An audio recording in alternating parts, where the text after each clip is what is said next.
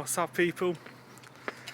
One up, WeAreTottenhamTV here, live after the fixtures just been announced. We start the season with Newcastle away, on the 12th of August. So that's a big away game to start with. Not the easiest start. Our second game of the season, we go into Chelsea. So it's quite an interesting start to the season. We end the end of August with Burnley at home. So we have Burnley at home and Chelsea at home in August, which is a very interesting start. Newcastle away trip up to the northeast will be interesting. A few, I would say there's a few fixtures of note. In October and November, we have a run of 3 out of 4 games consecutive against Man United, Liverpool, and Arsenal. Going in from October to November, so that'll be interesting. We have 7 games in January. We have 7 games in December, with 4 of them being at home, and only really Man City away, who finished in the top half, are we playing in that. So that should be an interesting month.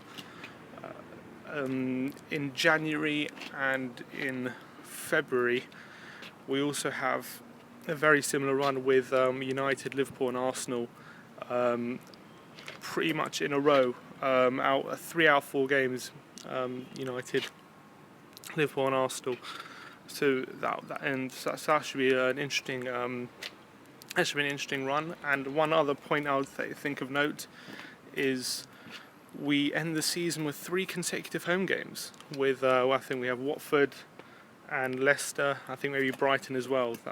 So we end the season with 3 pretty easy home games. So that should be very good with our run in. Obviously, we start at Wembley. Our first game at Wembley is going to be Chelsea at home, which is going to be really interesting. Looking forward to the season ahead. Fixtures, I think they've, they're quite well balanced out, apart from a few difficult periods in November, October, November, and January, February. I quite like the look of the fixture list. I definitely like how the season ends. Obviously, it's a big season coming up. First, it's going to be a season at Wembley.